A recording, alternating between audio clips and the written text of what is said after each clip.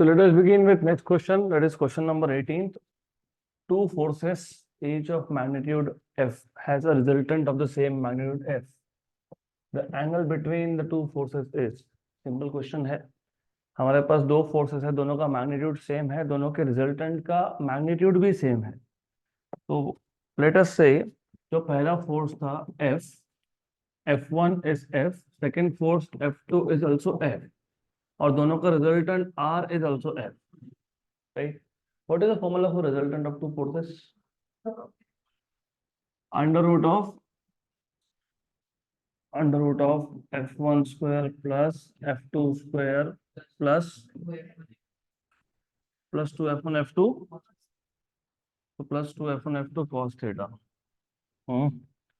F2 square plus 2 F1 F2 cosine of theta between the two. Okay. तो ये R की value F थी, F1 की value भी F है, F square plus 2F square cos theta. तो ये आपको मिल जाएगा.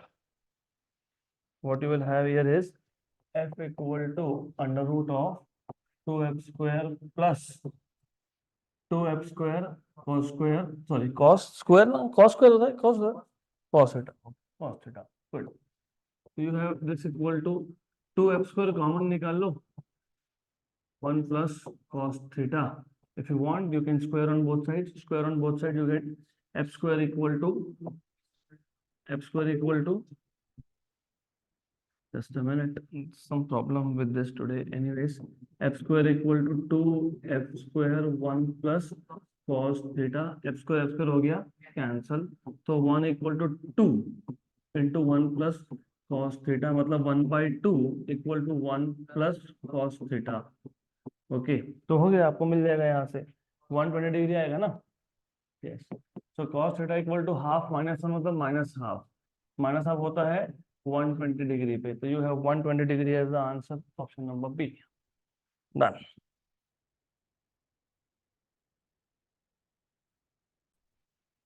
चलो अगला क्वेश्चन.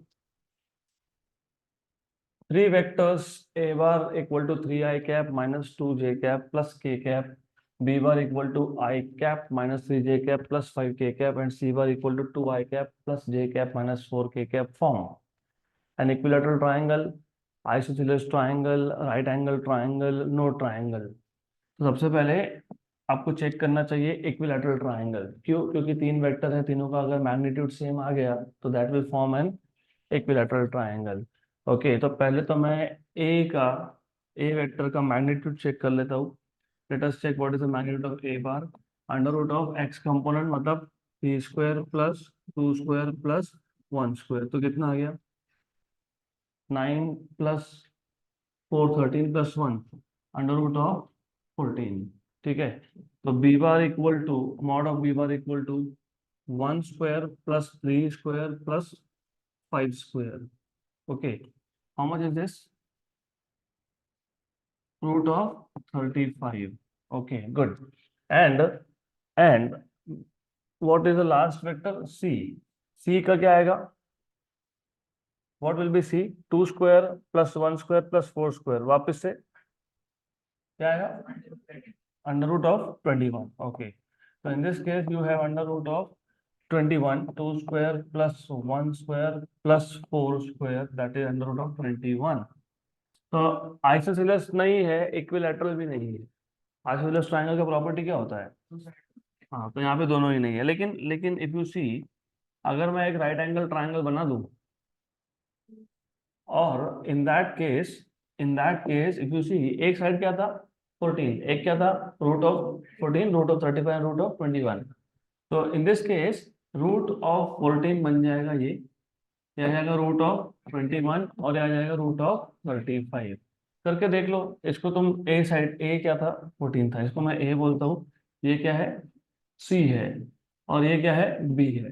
तो तुमको मिल जाएगा B square equal to A square plus C square. तो हो जाएगा वो B square is A square plus C square, A square plus C square, A square plus C square. Hence it is a right angle triangle. Done.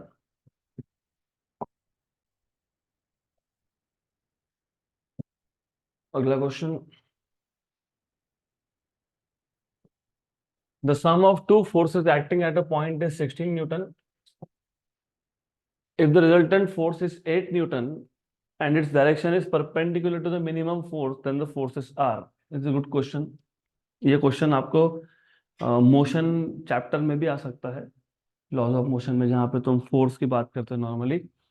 Some of two forces at a point is 16 newton. पहले तो बता दिया sum of two forces 16 newton, फिर बोला है if the resultant is 8 newton. What is the difference between sum and resultant? Sum of two forces and resultant of two forces में difference क्या है? सम मतलब a plus B and resultant मतलब under root of A square plus B square plus 2ab cos theta. Very good. तो सम होता है a plus B, ये कितना है तुम्हारा 16 न्यूटन. और रिजल्टेंट मतलब r which is under root of A square plus B square plus 2ab cos theta. ऐसा है उसका मतलब, A square plus B square plus 2ab cos theta. इसकी वैल्यू तुमको दे दी है कितनी? 8. ठीक है. और एक कंडीशन दिया है, इट्स डायरेक्शन. किसका डायरेक्शन? रिजल्टेंट का direction is perpendicular to minimum force. Minimum force मतलब बेसिकली ए और बी दो फोर्सेस है. ए और बी में से एक छोटा होगा, एक बड़ा होगा. तो पहले अज्यूम करना पड़ेगा आपकी कौन सा छोटा है. तो लेट अस से कोई भी एक ले लेते हैं. Let A is less than B. तो जो रिजल्टेंट फोर्स होगा वो किसको परपेंडिकुलर है? ए को. That is the basic idea. तो एक, ये एक वेक्टर है A, I give it some direction, ये आ गया ए. इसको परपेंडिकुलर, इसको परपेंडिकुलर, रिजल्टेंट है परपेंडिकुलर, तो this should be R. This is R. ठीक है, बराबर. तो बी के लिए तो जगह बचती नहीं ना. बी पता है क्या होगा? You know what will be be in this case? What is resultant of two vectors? Resultant of two vectors bye triangle law. Law क्या था? जहां पहला वेक्टर खत्म हो वहां से दूसरा वेक्टर स्टार्ट होना चाहिए. Resultant goes from the tail of first vector to the head of. हमने यहाँ पे पहला वेक्टर और रिजल्टेंट ड्रॉ किया है, सेकंड वेक्टर कहाँ का वो पूछ रहा हूँ. थर्ड साइड मतलब यहाँ से स्टार्ट होना चाहिए और यहाँ पे खत्म होना चाहिए. That is the basic idea. ऐसा है वो, राइट. तब तब जाके आपको रिजल्टेंट मिलेगा परपेंडिकुलर. अभी भी जिनको नहीं समझा, you have to just understand the concept of triangle law. हमारे पास दो वेक्टर है, दोनों का सम दिया हुआ है 16, दोनों का रिजल्टेंट दिया हुआ है 8. और आपको ऐसा बोला है कि इन दोनों में से जो मिनिमम है, हमने मान लिया कि ए मिनिमम है, ए और बी में से ए छोटा है. तो रिजल्टेंट वेक्टर किसको परपेंडिकुलर है? छोटे वेक्टर को, मतलब किसको? ए को. अगर रिजल्टेंट वेक्टर ए को परपेंडिकुलर है तो B vector should be the third side in this case, मतलब हाइपोटेन्यूज, राइट. ओके. एक्चुअली ऐसा नहीं है. हम इसको ऐसा ड्रॉ कर सकते हैं पर रियलिटी में ऐसा नहीं है. तो रियलिटी में क्या है फिर? रियलिटी में ना, ये जो वेक्टर है, ये जो वेक्टर है ना, this vector is over here. मतलब बेसिकली, अच्छा लॉक हो गया हो, ठीक है. तो आइडियली स्पीकिंग व्हाट, बी कहाँ होना चाहिए? तो बी कहाँ होना चाहिए बता देता हूँ मैं आपको. तो what you have is this. ये था आपका A vector, this is A vector. Your B vector, B vector यहाँ नहीं हो सकता, इट शुड बी हियर. ऐसा आना चाहिए वो. ये आ गया बी वेक्टर. ये हो गया आपका ए वेक्टर. यहाँ पे दिस इज ए वेक्टर. तो you have a vector over here. यहाँ तो आपका बी वेक्टर. रिजल्टेंट कहाँ जाएगा? Along the diagonal. तो रिजल्टेंट कहाँ है? अलोंग द डायगोनल, मतलब यहाँ पे. और डायगोनल क्या है यहाँ पे? परपेंडिकुलर. किसको परपेंडिकुलर है? ए को. फिर हमने ऐसा क्यों ड्रॉ किया? क्योंकि तुमको याद होगा वेक्टर्स को तुम जहां चाहो वहां पे मूव कर सकते हो. तुम चाहो ऐसा भी दिखा सकते हो, दिखा सकते हो ना. हाँ, तो दैट इज वाई, इसके लिए. गुड. तो ideally speaking angle between the two vectors A and B should be greater than 90. Obtuse angle आएगा यहाँ पे, क्योंकि ये इंपॉर्टेंट ट्रिक है आगे आने वाले क्वेश्चंस के लिए. तो आई रिपीट अगेन, जब ऐसा कंडीशन हो, दो वेक्टर में से छोटे वेक्टर को रिजल्टेंट परपेंडिकुलर हो, जब ऐसा होता है, always remember when you have such a situation, तो in this case the third जो मतलब जो सेकंड साइड था, जो सेकंड वेक्टर था, इट इज हाइपोटेन्यूज, लेकिन एक्चुअली एंगल क्या आता है? ऑब्ट्यूज। Angle is obtuse. तो अभी क्या करेंगे? हमको क्या चाहिए? क्या चाहिए हमको? ए और बी की वैल्यू चाहिए। तो कैसे सोल्व करोगे?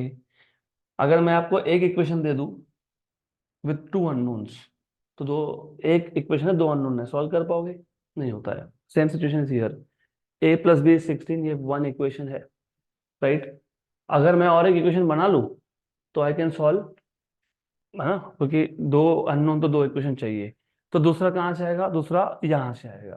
तो ये कब मिलेगा? जब तुमको कॉस थीटा मिलेगा। तो कॉस थीटा फाइंड करना है तुमको। How to find cos theta?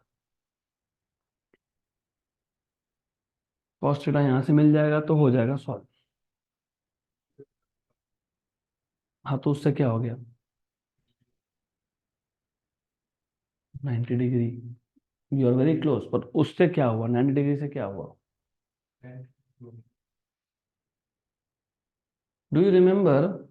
थोड़ा सा इसके लिए ना बेसिक्स मैंने बहुत सा रिवाइज करके आओ। बेसिक्स से बिना नहीं होता है। अगर आपको पैरेललोग्राम लॉ याद है, और मैंने बताया था आपको कि पैरेललोग्राम लॉ और ट्रायंगल लॉ, ये दोनों अलग अलग चीजें है ही नहीं, both are the same thing. तो अलग अलग दो लॉ क्यों बनाया? क्योंकि मैंने अभी बताया वेक्टर को तुम कहीं भी मूव कर सकते हो। अगर मैंने वेक्टर को ऐसा रखा तो ट्रायंगल लॉ अप्लाई करूंगा, ऐसा रखा तो कौन सा अप्लाई करूंगा? Parallelogram law. तो आपको ये पता होना चाहिए सबसे पहले, ये जो दो वेक्टर्स है which are the two adjacent sides of a parallelogram, तो बन गया आपका पैरेललोग्राम कंप्लीट। फिर आपको पता होना चाहिए where is the resultant along the diagonal. Very good, ये तो तुमको पता है ही। But what importantly you should know is that resultant क्या है इसका? Under root of A square plus B square plus two A B cos theta, वो भी ठीक है। लेकिन आपको पता होना चाहिए रिजल्टेंट का direction. It is given by this angle alpha, direction of resultant. और मैंने आपको पहले बताया था कि एंगल्स आपको डायरेक्शन बताते हैं, तो you should no what is the formula of tan alpha, हमने डिराइव किया था। बी। ओके, तो हमने इसको ऐसा एक्सटेंड किया था, और हमने यहाँ से इस लाइन, इस एक्सटेंडेड लाइन पे एक परपेंडिकुलर ड्रॉप कर दिया था, इफ यू रिमेम्बर। ये याद होना चाहिए। ओके, देन देन उसके बाद what is tan alpha? Opposite side upon adjacent side. Opposite side ये है, इसको मैं फिलहाल y नाम दे देता हूँ, ठीक है, y। और एडजेसेंट साइड यहाँ से यहाँ तक है, इसको क्या बोल देता हूँ मैं? x। तो y बाय x। लेकिन अगर आप ध्यान दोगे ना, तो what is x basically? x is OP plus लेटर से PD। तो x is nothing but OP। OP कौन सा वेक्टर है? A। तो वो मिल जाएगा, ठीक। PD पता है क्या? नहीं तो PD कैसे निकालेंगे? ये एंगल थीटा है, तो ये एंगल भी क्या है? थीटा है। ये साइड B है, तो ये साइड भी क्या है? B है। क्यों? क्योंकि पैरेलल साइड्स सेम मैग्नीट्यूड के होते हैं इसके लिए, ठीक है। अगर मैं ये जो ट्राइंगल है ना, ये ट्राइंगल, अगर इस ट्राइंगल को यूज करता हूँ, राइट, तो if I take sine theta, what is sine theta? Opposite upon, हाँ, तो y बाय बी। तो y क्या आ गया? b sine theta. तो तुमको y मिल गया b साइन थीटा। अगर मैं cos लेता हूँ, cos, what is cos? Adjacent upon hypotenuse. Adjacent क्या है? pd है, और हाइपोटेन्यूज क्या है? b है। तो pd क्या मिल गया? b cos थीटा आ गया। तो what is x? What is x? It is OP plus PD। What is OP? A vector का मैग्नीट्यूड, ए का magnitude. What is PD? B cos theta. So what will be tan alpha? B sin theta upon A plus B cos theta. तो तुमको जब तक ये नहीं पता होगा तो ये क्वेश्चन सॉल्व नहीं होगा। That is something you should no. अभी क्यों? यहाँ पे तुमने रिजल्टेंट का एंगल कहाँ से मेजर किया? विथ रिस्पेक्ट टू हॉरिजॉन्टल, मतलब एक्स एक्सिस। यहाँ पे इन this case what is the angle of resultant with horizontal? 90। तो अल्फा की वैल्यू कितनी आई यहाँ पे? 90। अगर ये पता होगा, if you know the formula for direction of resultant, मतलब if you know what is tan alpha, what is tan alpha अभी बताया मैंने।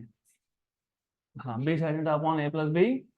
हाँ, लेकिन हम यहाँ पे, अच्छा ओके, बी साइन थीटा, पर देख लो एक बार, बी बी साइन थीटा, ठीक है, B sine theta upon A plus B cos theta, ठीक, करेक्ट आ गया। What is alpha? 90। What is tan 90? 1/0, very good. tan 90 sin 90 by cos 90। तो इसको sin 90 बाय cos 90 लिखो, नहीं तो इन्फिनिटी लिख दोगे। इन्फिनिटी लिख दिया तो गए काम से। वैसे काम से नहीं गए, क्योंकि you know what is infinity, 1/0। तो ठीक, तो ये मिल जाएगा आपको 1/0 equal to B sine theta, correct, upon a plus b cos theta. What do you understand from here is that a plus b cos theta is equal to 0.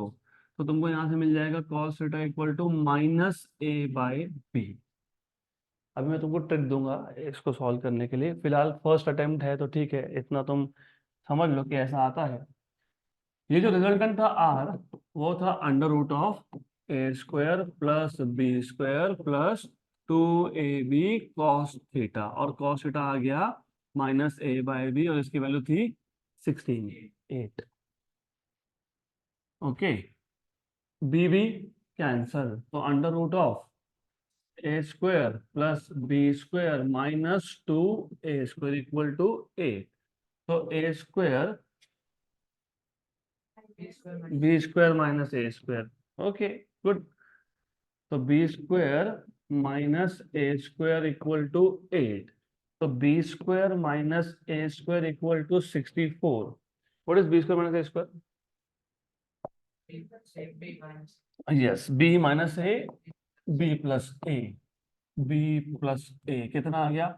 64। इसमें से ना बी प्लस ए दिया हुआ है, 16 दिया हुआ है, इट इज 16। तो 64/16 इज 4। तो b minus A equal to 4, equation number 2।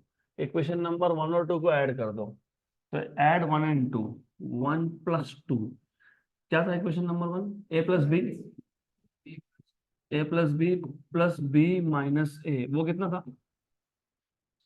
16। ये कितना है? 4। 4 है ना ये?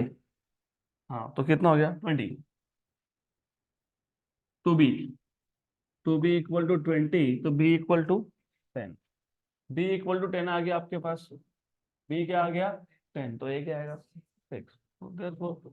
ए इक्वल टू 6, तो 6 and 10, 6 and 10 है क्या? ऑप्शन नंबर ए है, right. Wait wait wait wait, घाई नहीं, ये तो मैंने तुमको पूरा फुल फ्लेश मेथड बताया। हमारे पास इतना टाइम होगा नहीं एग्जाम में, तो we must use a trick, और ट्रिक बहुत इजी है। और ये क्वेश्चन मैं लगभग हर बैच में लेता हूँ, क्योंकि आगे आने वाले क्वेश्चन जो है ना, वो पता होगा, ये पता होगा तो डायरेक्ट सॉल्व होते हैं आगे। What is the trick? आपको दिया था सम ऑफ टू वेक्टर्स इज 16, तो मुझे समझ में आ गया कि a प्लस बी कितना है? 16। रिजल्टेंट की वैल्यू कितनी है? 8। और रिजल्टेंट क्या होता है? Under root of A square plus B square plus 2ab cos theta. अब एक चीज याद रखना, जब ऐसा बोला हो कि जो रिजल्टेंट है वो स्मॉल वेक्टर को, मिनिमम फोर्स को परपेंडिकुलर है, जब ऐसा बोला हो तो मिनिमम तुमने क्या लिया? ए, राइट। जो मिनिमम लोगे उसकी बात कर रहा हूँ, हाँ? तो याद रखना ऐसे केस में कॉस थीटा हमेशा minus of minimum upon maximum vector होता है, हमेशा, ऑलवेज। अगर मैं उल्टा करता, बी को मिनिमम लेता, तो क्या होता? Minus b by a. P और क्यू नाम देते, और पी मिनिमम होता तो minus p by q, q minimum बोलते तो माइनस क्यू बाई पी। ये आ गया, ये सीधा यहाँ गया, गया यहाँ पे, यस गया, तो फिर क्या हो गया ये? -2a²। तो a² प्लस b² -2a², मतलब सीधा सीधा तुमको मिल जाएगा b² minus a² equal to 64, क्योंकि रूट में था तो स्क्वायर कर लिया।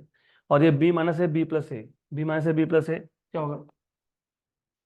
B minus A, B plus A कितना है? 16 है, तो कितना आ गया? बी माइनस ए कितना आ गया? 4। दोनों को ऐड कर दिया तो 2b कितना आ गया? 20। तो बी कितना आ गया? 10। अगर बी 10 है और सम 16 है, तो ए कितना है? 6। तो खत्म। ये ऐसा क्वेश्चन सॉल्व करना होता है। नेक्स्ट क्वेश्चन, और ये भी आपको याद रखना पड़ेगा, ये सब पता होना चाहिए। Next question is 21. If vectors P, Q, R have magnitude 5, 12, 13 units and P bar plus Q bar equal to R bar, then the angle between Q and R is. First of all इसके दो से ज्यादा solution है, minimum to तो है ही, और you have to go through the simplest of all. तो वो कैसे समझेगा कि कौन सा हमको ट्रिक यूज करना है? जब क्वेश्चन पढ़ते हो ना, P Q R 5, 12, 13 Pythagoras theorem, मतलब यहाँ पे जो आर है वो रिजल्टेंट है किसका, पी और क्यू का, और ऊपर से दिया भी है तुमको। हम्म तो सबसे पहले you should be able to draw this particular diagram. तो अगर मैं ये वेक्टर को पी लेता हूँ, ओके, अगर मैं यहाँ पे एक वेक्टर को क्यू लेता हूँ, let us take this as q. Good, right. तो ये वेक्टर आ गया पी, ये आ गया क्यू। तो आर, आर क्या होगा?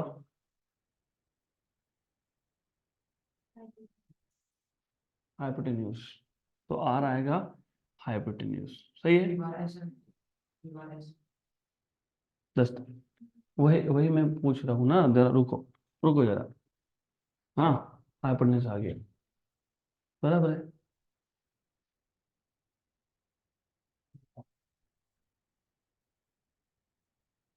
बड़ा बड़ा 10, एक दो लोगों को समझा, बाकी तो बताओ क्या गलती है। रिजल्टेंट वेक्टर कहाँ से स्टार्ट होके कहाँ खत्म होता है? टेल से स्टार्ट होता है। हमने कहाँ से स्टार्ट किया? तो सही है कि ये, हाँ, तो डायग्राम क्या आएगा बताओ? जब तक तुम डायग्राम करेक्ट नहीं बताओगे, I will not move to the next question, क्योंकि बहुत सिंपल चीज है ये। लेट अदर ट्राई, बाकी लोगों को समझने दो ना, क्या आएगा। चलो मैंने पी स्टार्ट कर ली, आगे बताओ। ये जहाँ पे पी खत्म हो वहां से क्यू ऊपर। ओके, ऊपर मतलब basically you are saying perpendicular. हाँ, गुड। हाँ, okay, okay, then it is good. ये आ गया ऐसा, ये आ गया आर, ठीक है। अभी ठीक है, अभी देखो बराबर, पी की वैल्यू 5 लेता हो या 12 लेता हो तो आ जाएगा। ओके फाइन, क्या फाइन करना है तुमको? Angle between q and r. एक काम करता हूँ ना, ये angle between q and r को थीटा बोल देता हूँ, ठीक। गुड। पी की वैल्यू कितनी थी? कितनी थी? 5। क्यू कितना है? 12। आर कितना है? 13। क्या फाइंड करना है तुमको? क्या फाइंड करना है तुमको? एंगल। तो it is cos theta here. What is cos theta? Adjacent upon hypotenuse. Adjacent कौन है? क्यू, और हाइपोटेन्यूज कौन है? आर। तो क्या आ गया? 12/13। तो थीटा कितना आ गया? कॉस इनवर्स ऑफ 12/13 है क्या ऑप्शन में? Option number. तो सबसे पहले तो डायग्राम अच्छे से ड्रॉ करते आनी चाहिए। If you do not do that properly तो फिर सॉल्यूशन, इसका सेकंड मेथड भी है, लंबा है बहुत।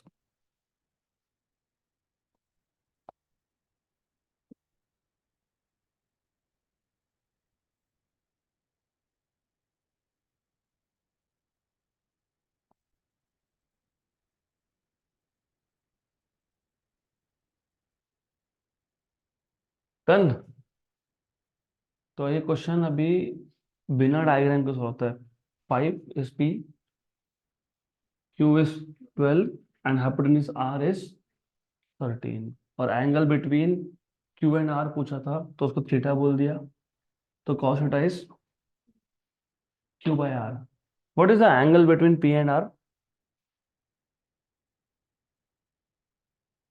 cos inverse of 5/13। क्योंकि मैं उस केस में एंगल यहाँ लूंगा ना, तो cos थीटा होगा एडजेसेंट अपॉन हाइपोटेन्यूज। तो कितना होगा? 5/13। cos inverse of 5/13, option number b आएगा उस केस में। अगला question. The resultant of two vectors, the resultant of two vectors A bar and B bar is perpendicular to vector A. Good.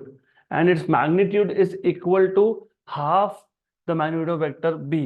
The angle between B and A is. Simple question है। वही trick use करनी है आपको जो इससे पहले वाले question में यूज की थी हमने, 20 नंबर क्वेश्चन में। Resultant of two vectors is perpendicular to A. Resultant of two vectors is perpendicular to A। मतलब मान लो ये ए वेक्टर है, इसको परपेंडिकुलर रिजल्टेंट, मतलब ऐसा है। Okay, good. ठीक, ये आ गया आर। तो आपको पता है कि बी कहाँ जाने वाला है, पता है ना? तो एंगल क्या बनेगा, ऑब्ट्यूस। तो यहाँ पे आएगा आपका B, this is B over here. Good, done. क्या पूछा है आपको? Angle between A and B. Okay, तो what is the formula for resultant? Under root of A square plus B square plus 2ab cos theta. सही है। आपको बोला है रिजल्टेंट का जो मैग्नीट्यूड है वो बी का हाफ है, तो आर की वैल्यू क्या लिखोगे? b/2 equal to under root of A square plus B square plus 2ab, और अभी बताया था मैंने कॉस थीटा क्या होता है, -a/b। तो ये क्या बन जाएगा, क्या बन जाएगा ये?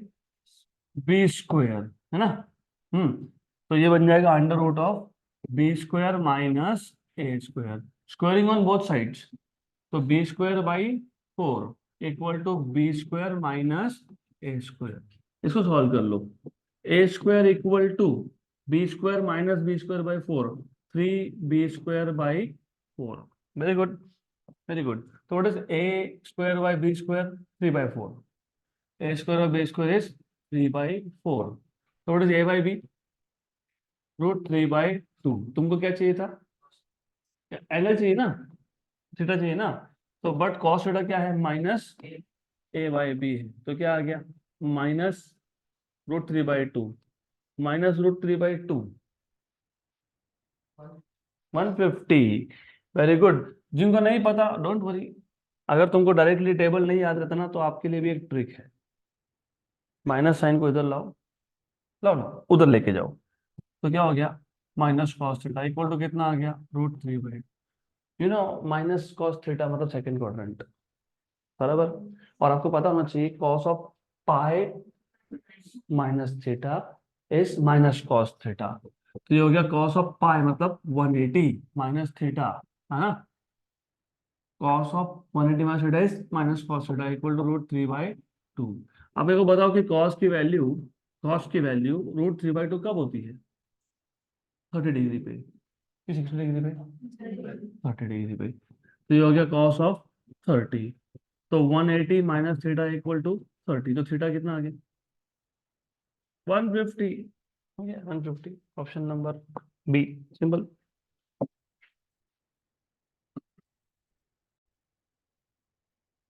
Next question, next question is a joke, क्योंकि यही जो ट्रिक हम लोग यूज कर रहे हैं, if the resultant is perpendicular to a smaller vector of the two vectors then you know what is cos of theta, minus magnitude of small vector upon the larger vector. तो अगर वो आपको अच्छे से याद है तो अगला क्वेश्चन डायरेक्टली ही सॉल्व हो जाएगा अपना। तो let us have a look at next question. अगला question, the resultant of p bar and q bar is perpendicular to p bar. What is the angle between p bar and q bar? Cos inverse of minus p by q. Done. Next question. A plane is revolving. A plane is revolving around the earth with a speed of 100 kilometre per hour at a constant height from the surface of earth. एक plane है जो एक constant height पे अर्थ के चक्कर लगा रहा है, ऐसा उन्होंने बोला है, revolving around the earth. The change in velocity as it travels half circle is 200। इसके तीन मेथड है, मैं तीनों बता देता हूँ आपको। Y 3 methods? बिकॉज देखो, पहला तो होता है कि आपको वेक्टर फॉर्म में सॉल्व करना है, तो मेथड नंबर 1, मेथड 1 में क्या होगा, we will solve this in vector form, तो it completes half the circle ना, ऐसा हाफ द सर्कल बोला है। तो इमेजिन प्लेन ने यहां से स्टार्ट किया था ए से और वो आ गया बी पे, तो जो इनिशियल वेलोसिटी था वो था क्योंकि सर्कुलर मोशन में वेलोसिटी का डायरेक्शन क्या होता है, टेंजेंशियल। तो यहाँ पे जो v1 बार था ना, v1 बार, ये था v ऊपर पॉइंट कर रहा है, मतलब मैं जे कैप मान लेता हूँ, क्या है ये, v जे कैप। और बी पॉइंट पे आने के बाद जो वेलोसिटी होगा v2 बोल देते हैं इसको, ये क्या होगा, -v जे कैप। ठीक, और स्पीड कांस्टेंट है, तो सिर्फ डायरेक्शन चेंज हो रहा है, वेलोसिटी का speed is constant. So as you should know, delta V bar is final velocity minus initial velocity. तो माइनस वीजे कैप, क्योंकि फाइनल था minus VJ cap, minus V1 is VJ cap. Okay, तो ये क्या आ गया, minus two V J cap. तो what is the magnitude of this, two V, और वी की वैल्यू थी 100, तो कितना हो गया 200 किलोमीटर पर आवर. तो यहाँ से तो आपको मिल गया ये आंसर. ये मेथड नंबर 1 है. Method number 2 is a trick. जब भी यूनिफॉर्म सर्कुलर मोशन हो, क्योंकि ये यूनिफॉर्म सर्कुलर मोशन है, यूनिफॉर्म सर्कुलर मोशन में स्पीड सेम होता है, सिर्फ डायरेक्शन चेंज होता है वेलोसिटी का. और अगर आधा सर्कल कंप्लीट हो, हाफ राउंड, तो वेलोसिटी का डायरेक्शन पता है, देखो क्या हुआ, पहले ऐसा ऊपर था, अभी क्या हो गया नीचे. तो जब भी वेलोसिटी 180 से रिवर्स हो, change is 2 times the initial value, that is 2 into 100, that is 200. Right. तीसरा मेथड क्यों इंपॉर्टेंट है, ये जो मैंने आपको ट्रिक बताया, अगर आधा सर्कल कंप्लीट हो तो वेलोसिटी का डायरेक्शन हो गया उल्टा, तो change is 2 times the value of speed. वो सिर्फ हाफ सर्कल के लिए एप्लीकेबल है, बाकी किसी एंगल के लिए नहीं. मे भी आपको बोलेंगे 90 डिग्री एंगल कवर किया, 1/4 ऑफ सर्कल, हो सकता है ना. क्वेश्चन ऐसे भी आ सकता है ना, कि जो प्लेन था उसने 1/4 ऑफ सर्कल कंप्लीट किया, 1/4 मतलब यहाँ पे पॉइंट कर रहा होगा. हो सकता है आपको बोला होगा कि 1/4 का भी हाफ मतलब 45 डिग्री. तो ऐसे टाइप के क्वेश्चंस को कैसे सॉल्व करना होता है, यस, 2v sin θ/2. मैं आपको बताया था पूरा लॉजिक उसके पीछे, वो लॉजिक पता होना चाहिए. Most of you have done this, क्योंकि आप 11 में थे, 11 में मैंने करवाया ही था आपको, this is a revision class. तो आप में से मोस्टली सबका हुआ है, जिनका नहीं हुआ है कोई बात नहीं, अभी हो जाएगा. कल just take a some example. एक पार्टिकल है जो सर्कुलर मोशन परफॉर्म कर रहा है विद यूनिफॉर्म वेलोसिटी. मान लेते हैं velocity, sorry, constant speed, not velocity, uniform speed. तो हमारे पास एक पार्टिकल है which is performing uniform circular motion. Imagine it was at point A initially. Now after certain time, after some instant of time, some interval of time, it goes to new point B. तो वो ए से कहाँ चला गया, B पे. तो इसने ना ए से बी जाने में एक एंगल ट्रेस कर लिया, मतलब यहाँ पे एक एंगुलर डिस्प्लेसमेंट है, कितना है, थीटा. लेट अस से इट इज थीटा.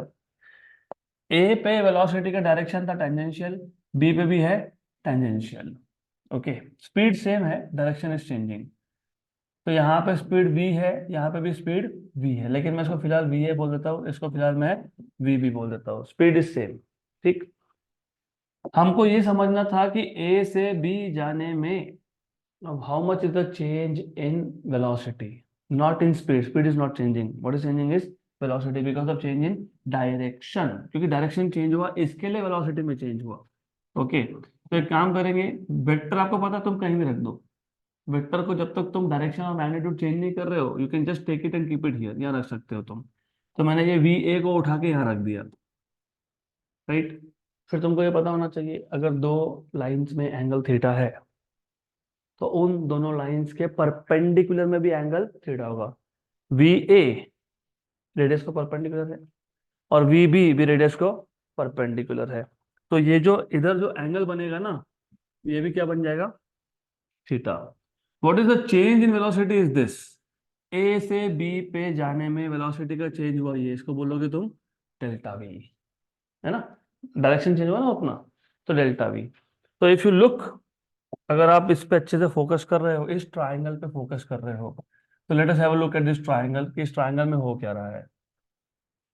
इस ट्राइंगल में बेसिकली ये जो वेक्टर था, ये कौन सा वेक्टर था, वी ए. ये जो वेक्टर था, ये कौन सा वेक्टर था, वी वी. ठीक. और जो चेंज है वो क्या है, डेल्टा वी. वो क्या है, डेल्टा वी. ये क्या है, डेल्टा वी. और ये एंगल कितना है, थीटा. बराबर. ये राइट एंगल ट्राइंगल नहीं है, may it may look like right angle triangle, is not right angle triangle, remember this. You know what is law of cosine या फिर कोसाइन रूल. कोसाइन रूल पता है, कोसाइन रूल. अगर मैं आपको right angle triangle दूं, right angle triangle, और मुझे अगर हाइपोटेन्यूज फाइंड करना है, तो क्या करते हैं, पाइथागोरस थ्योरम, √a² + b². ठीक. लेकिन अगर मेरे पास राइट एंगल ट्राइंगल नहीं है, मुझे एक साइड फाइंड करना है तो कैसे करते हैं? जो साइड फाइंड करना है, मतलब जैसे यहाँ पे डेल्टा वी है, उसका स्क्वायर इक्वल टू, जो बचे हुए दो साइड्स है उसके स्क्वायर का एडिशन। तो v a square plus v b square minus minus two v a v b cos theta. इसको बोलते हैं कोसाइन रूल, कॉस थीटा। अगर अगर इमेजिन इमेजिन अगर ये राइट एंगल ट्रायंगल होता, अगर होता है, नहीं होता तो वी ए और वी बी कैसे होते? परपेंडिकुलर। तो डेल्टा वी क्या बन जाता? हाइपोटेन्यूज। ऐसा बन जाता ना, होता कि नहीं ऐसा? तो पक्का यस और नो? हाँ, तो ये एंगल कितना है? तो कॉस 90 कितना है? 0। तो डेल्टा वी स्क्वायर क्या बन जाएगा? V a square plus v b square. तो डेल्टा वी क्या हो जाएगा? Under root of v a square plus v b square. लेकिन जब आपके पास राइट एंगल ट्राइंगल नहीं हो तो ये रूल यूज करते हैं। एक्चुअली वो तुम्हारा पाइथागोरस थ्योरम इससे बन जाता है। तो when you want to find out a side of a triangle but then triangle is not right angle triangle, तो ये रूल अप्लाई कर दो। तो इससे क्या होता है देखो, delta we square equal to v a का मैग्नीट्यूड कितना था? वी। वी बी का मैग्नीट्यूड कितना था? वी, क्योंकि मोशन कौन सा है? यूनिफॉर्म। तो ये आ जाएगा v square plus v square minus two v into v, v square cos theta. ठीक, गुड। तो हाँ, बराबर है, इट्स नथिंग रॉन्ग हियर। तो ये हो जाएगा आपका delta we square equal to two V square plus की minus minus minus two V square cos theta, two V square cos theta. तो यहां से delta we square equal to two V square आ गया common, one minus cos theta. You know what is one minus cos theta? Two sine square theta by two, two sine square theta by two. तो delta we square equal to four V square sine square theta by two. तो what is delta V? Under root of four V square sine square theta by two. मतलब what is delta we?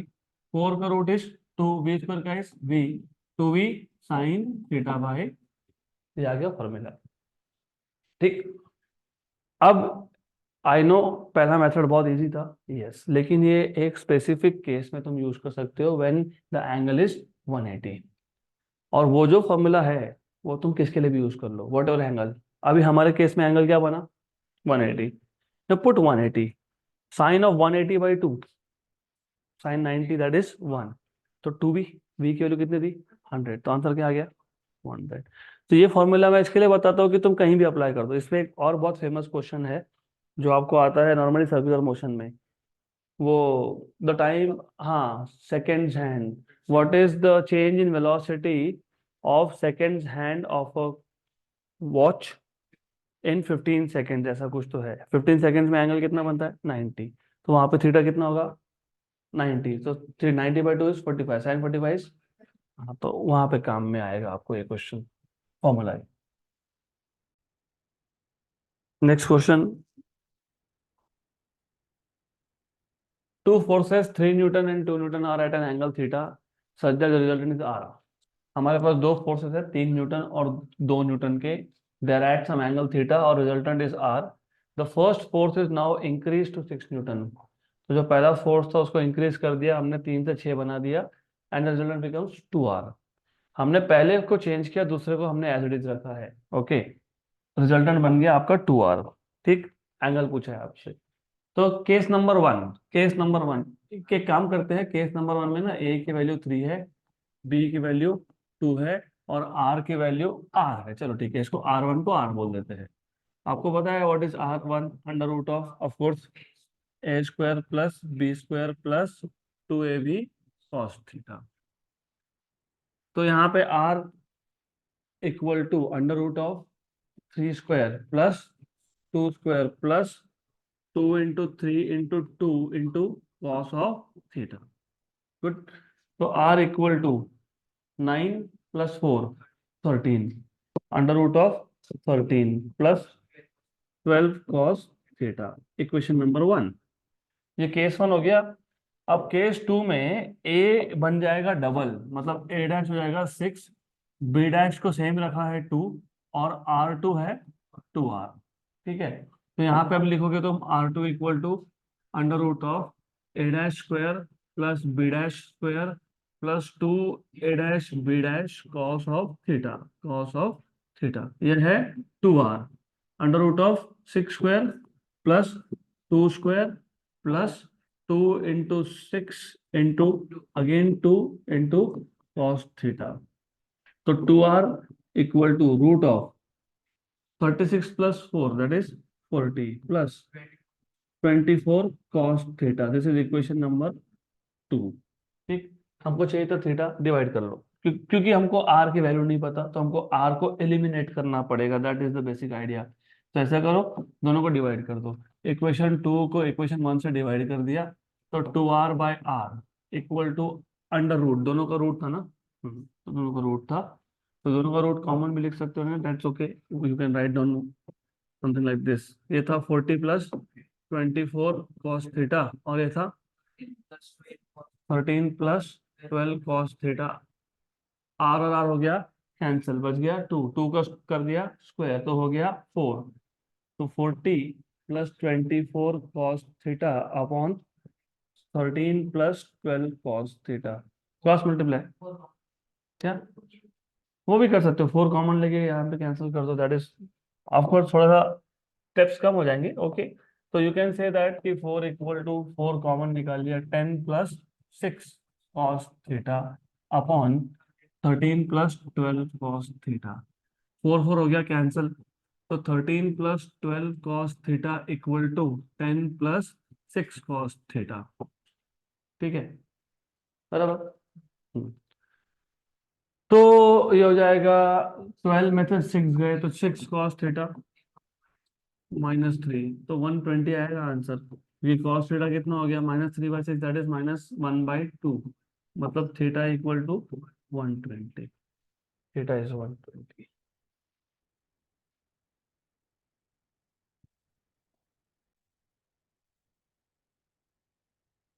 The maximum and minimum magnitude of the resultant of two vectors are 17 and 7 units respectively. If these two vectors are at right angles to each other, then the magnitude of the resultant is. Simple question है, maximum and minimum magnitude of resultant। Maximum होता है जब दोनों को add करते हो, minimum होता है जब तुम दोनों को सब्ट्रैक्ट करते हो। तो F1 plus F2 and F1 minus F2 दिया हुआ है।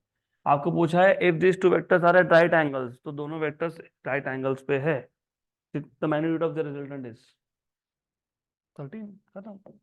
क्यों? क्योंकि देखो F1 plus F2 that is maximum, कितना दिया हुआ है 17, और F1 माइनस F2 कितना दिया हुआ है 7। ठीक है ना, ऐसा ही बोला है कि नहीं? जब इसको ऐड कर लोगे तो 2F1 इक्वल टू 24, तो F1 मिल जाएगा 12, F1 12 मिल गया, तो F2 मिल जाएगा 5।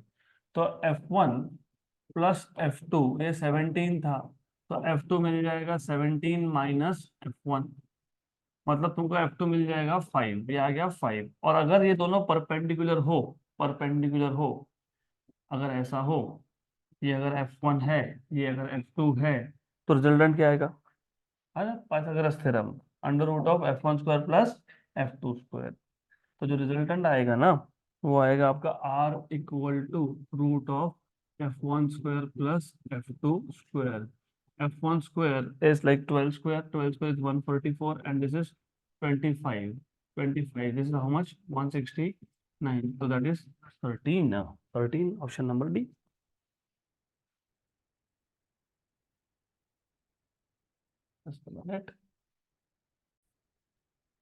नेक्स्ट क्वेश्चन, आई होप हो गया होगा, और अगली बार से ऐसे क्वेश्चन को सॉल्व नहीं करना। F1 plus F2 is 17, F1 plus F2 is 7, F1 is 12, F2 is 5, under root of 12 square plus 5 square that is 169 का root that is 13।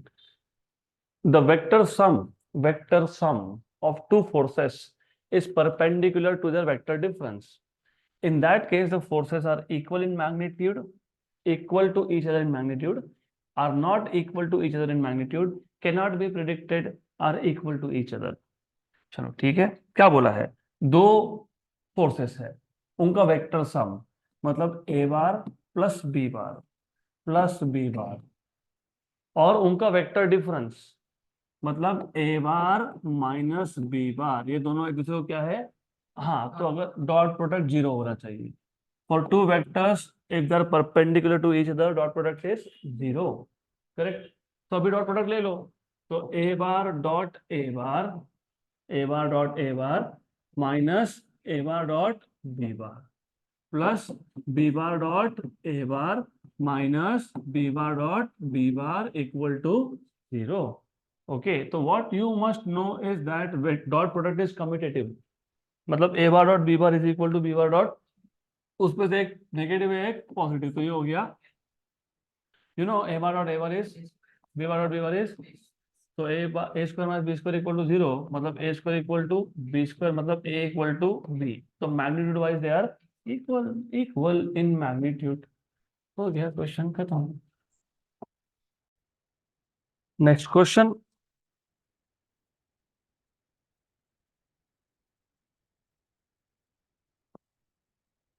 if two vectors 2 I cap plus 3 j cap minus k cap and minus 4 I cap minus 6 j cap minus lambda k cap are parallel to each other, then the value of lambda will be, simple है, पहला vector को मैं a बार बोल देता हूँ और दूसरे vector को मैं b बार बोल देता हूँ, तो a bar is equal to 2 I cap plus 3 j cap minus 4 k minus k cap, b bar equal to minus 4 I cap minus 6 j cap minus lambda k cap, ऐसा दिया है। और क्या बोला है, पैरेलल, अगर दो वेक्टर्स पैरेलल हो तो उनके कंपोनेंट्स का रेशियो सेम होता है। For two parallel vectors you must remember, for parallel vectors, for parallel vectors you will have ax upon bx equal to ay upon by equal to az upon bz, ऐसा होता है अगर vectors parallel हो तो, ratio is same. और अगर vector equal हो तो ax equal to bx, ay equal to by and az equal to bz, तो रेशियो के साथ साथ मैग्नीट्यूड भी सेम हो जाता है उसका, ठीक है। व्हाट इज ax का value, 2 upon minus 4 equal to 3 upon minus 6 equal to, हाँ मतलब माइनस 1 अपॉन माइनस लैम्डा, तो ठीक है, minus 1 minus lambda is 1 by lambda, okay fine, हम लोग इतना पार्ट यूज कर लेंगे। तो 3 बाय minus 6 equal to 1 by lambda, तो ठीक है, व्हाट इज लैम्डा, -2, खत्म, -2 नहीं दिया है, नहीं दिया है तो फिर +2। अब बोले जैसे कैसे प्लस, तो एक काम करना, लुक, करेक्शन कर लेना, करेक्शन कर लोगे तो फिर आ जाएगा आंसर। तो ये तुमने कर लिया प्लस, ठीक, तो फिर लैम्डा क्या बन गया, 2, तो क्वेश्चन में करेक्शन कर लो।